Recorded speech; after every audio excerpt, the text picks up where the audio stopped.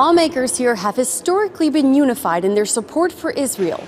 Now, Republicans say they're concerned with the growth of anti-Israel rhetoric from their Democratic colleagues. Israel's a democracy. Hamas is a terrorist group. But not all lawmakers agree. Well, I think the Squad used to be a fringe element of the Democratic Party when it comes to Israel. Probably still are.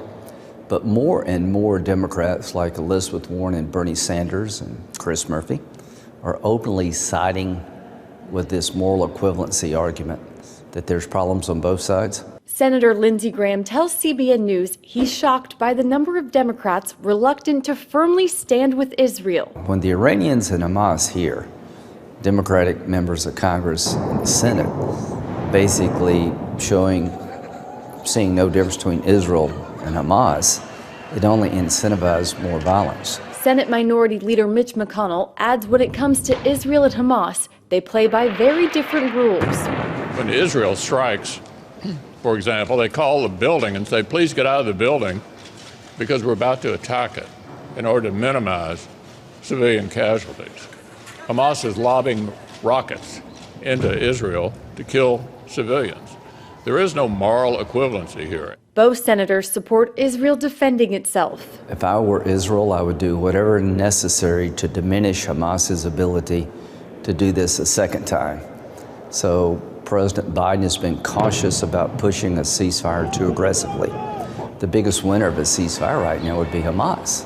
Congresswoman Rashida Tlaib, who has Palestinian relatives in the West Bank, confronted President Biden Tuesday in Michigan over his support for Israel, reportedly sharing a message similar to her recent House speech. As long as the message from Washington is that our military support for Israel is unconditional, Netanyahu's extremism, right-wing government will continue to expand settlements, continue to demolish homes, and continue to make the prospects for peace impossible. The White House announced Wednesday President Biden spoke to Israeli Prime Minister Bibi Netanyahu. The president conveyed to the Prime Minister that he expected a significant de-escalation today on the path to a ceasefire.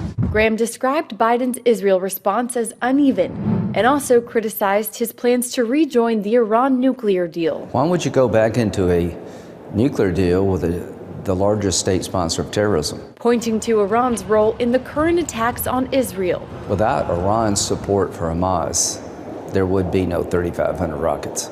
As the situation continues in Israel, Senate Republicans agreed that until Hamas stops targeting Israeli civilians, there should be no ceasefire.